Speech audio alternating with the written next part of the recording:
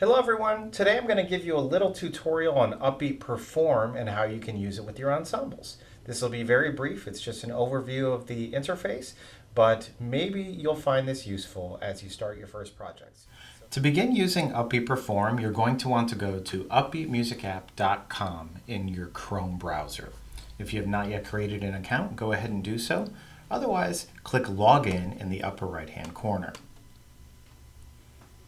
You'll be redirected to a page that you may or may not be familiar with. Now, just to remind you, Upbeat now has two different parts of the suite. We have Upbeat Live, which is our interactive rehearsal tool, and Upbeat Perform, which is our final product performance tool. Now, what you're looking at right here is how you would get into Upbeat Live, where you join room or create a room. We're talking about Perform, so we're going to go to the upper left corner here where this menu is. We're going to click on it. Scroll down to Upbeat Perform so we can create virtual performance videos, and boom, there we go. Now it logged me automatically into my Upbeat Perform area. This is where my interface is and what it looks like. I have several projects on the go right now, if you can see. There are ways to sort your projects. You can do it by recently created, by parts, low to high, by group. There are all sorts of ways to sort your projects, but this is kind of where you store everything. Okay, but we are going to talk about how to create a new one today. So let's do that very quickly. Go to the upper right hand corner, click Create New Project. Once you're there, you're going to want to give it a project name. So let's do Upbeat Demo 1. The ensemble, let's call ourselves the Upbeat All Stars. And then we have to make a decision if we want to limit participants to one submission each. So essentially what's going to happen is you're going to be giving out a link for people to record to, and they can record that once and be done, or they have the option of recording multiple takes of the same thing, and then you can choose which ones you want at the end.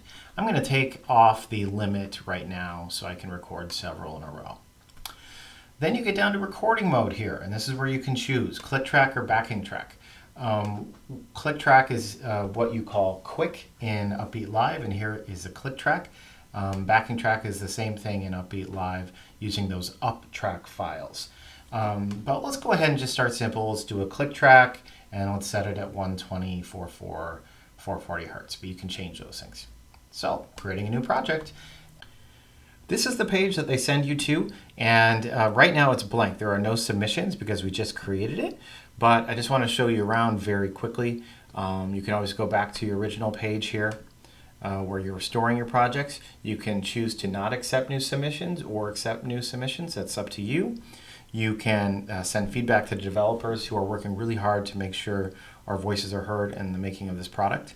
And under options, you can also change the name of whatever your demo is or whatever your project is. So that's a pretty cool feature. You can trash it all together if you accidentally made it and you don't want it anymore. And now let's talk about this area. This is the big stuff.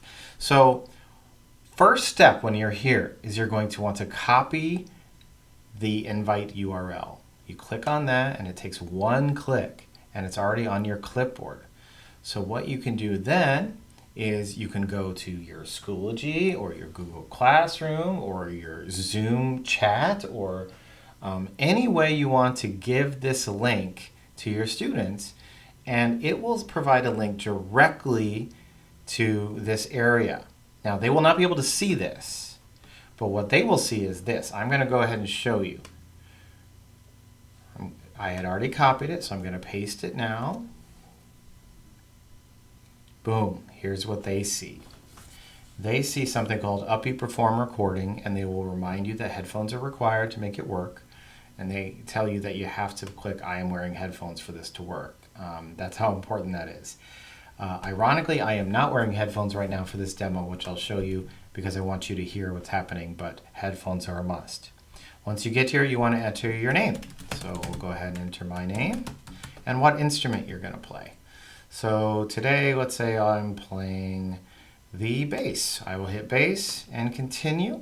You're going to want to choose your camera and your microphone, depending on which one you want, and then what kind of metronome you like. I tend to like woodblock or snap, so I'm going to go there, turn that volume up. If you need to check tuning of your instrument, do that now. Very cool. And hit continue. And boom, here we are. I am ready to record. So all I'm going to hear behind me is a click track to record to. So let me just record something real quick so you understand how that works.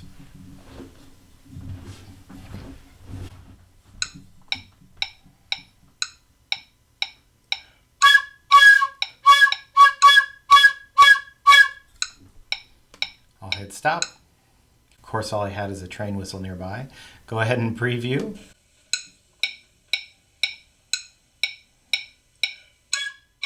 Sounds pretty good. Hit continue. And now we're in the calibration area.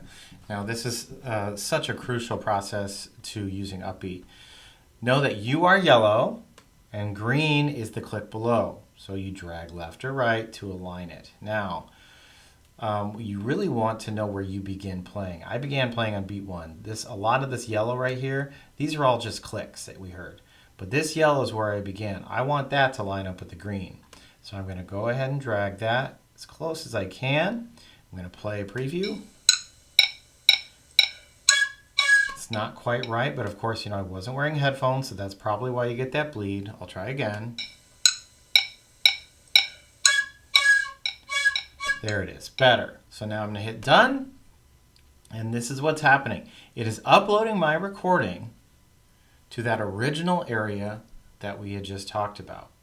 So I'm going to go up to my next tab where I was before, and boom, there is the recording that I just submitted. Very, very cool.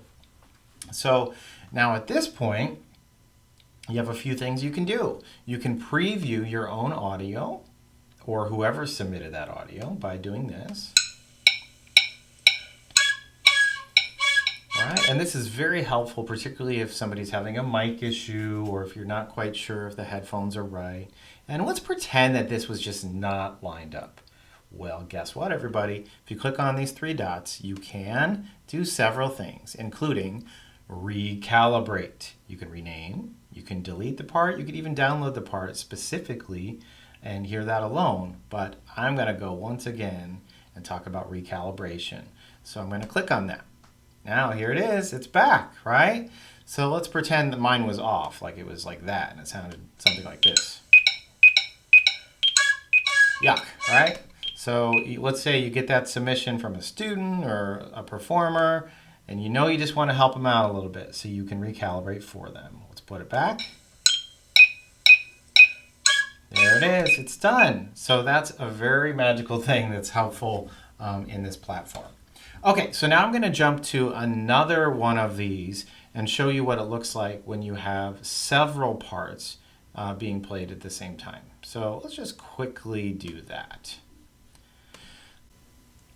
This is the recording I did last night with 5-part train whistle, and I labeled it as percussion, saxophone, tuba, synth, and conductor. So let's pretend I wanted to preview one of these, the tuba one. I can go ahead and click on this play icon here and see what happened.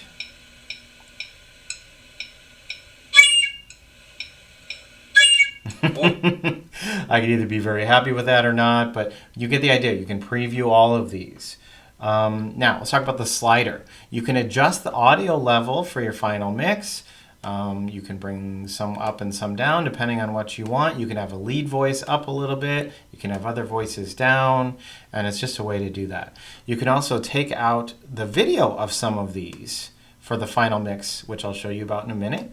So if you just wanted 2 performers visible but have all 5 parts playing, you could do that. Let's say you wanted to mute a sound. Let's say that percussion one just was not happening. You can mute it as well. So there are all sorts of options.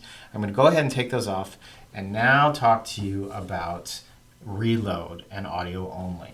Okay, so I've just created a mix, and what you're going to want to do is hit reload over here. And what's going to happen is it's going to generate for you a preview video with the upbeatmusicapp.com watermark on it. So let's go ahead and check out that reloading time. It's going really quickly these days. Usually every video is done in under 45 seconds, and that was, I think, under 5 seconds, which is remarkable. So now let's go ahead and hit play and see what this mix sounds like over here.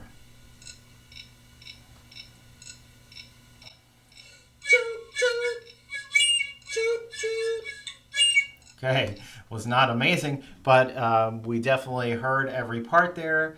Now, let's say the conductor is really embarrassed, or you don't want to have that video being played. You can go ahead and take the video off here. You can take down the choo-choo, but then you want to let some of these folks shine a little bit. You can do all of that. You made a new mix, hit reload, and it'll generate a new video for you with only 4 of the 5 performers. But the conductor will still be audible because we haven't muted it. You see that there? So here we go. Let's see what happens.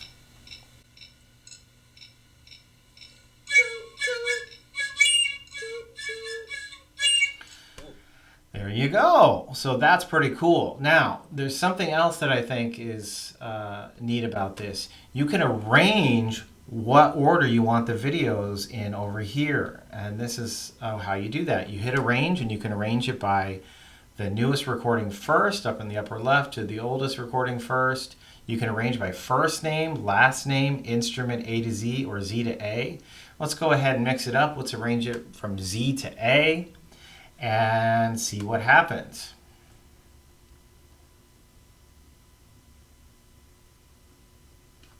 Yeah, so it just mixed everybody up. Let's watch it.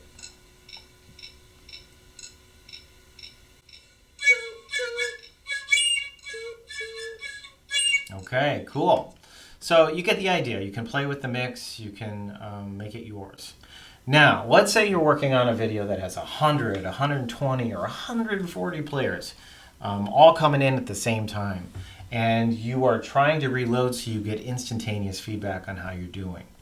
Well, there's a way to make that faster. If you click audio only, what's going to happen is with your new mix, whatever it is, it will now reload with just audio. But the video will stay where it is. But the audio, and it should happen in instantaneous time. Let's see. 1, 2, 3, 4. 4 seconds. And so this new mix we did, the video will not show specifically the change, but the audio will.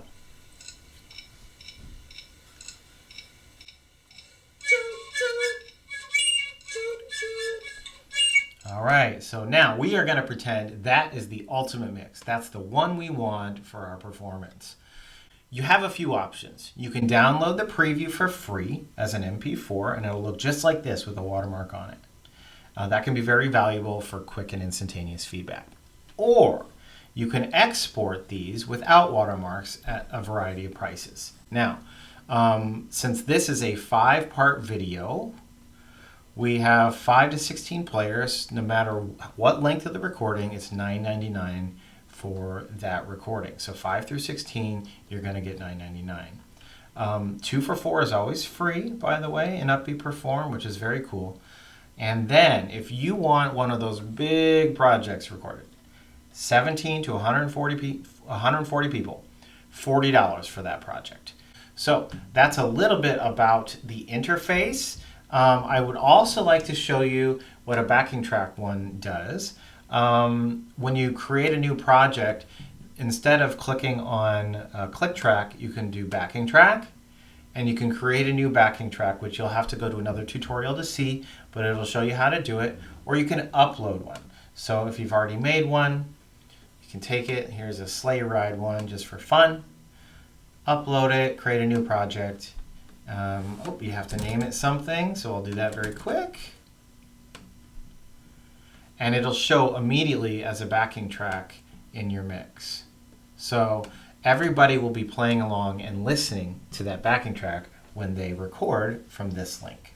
I'll go ahead and show you one that I was doing earlier today. So this is Basa Rojo by Bert Ligon, and these are my co-teachers playing around with the backing track. Here's what that looks and sounds like.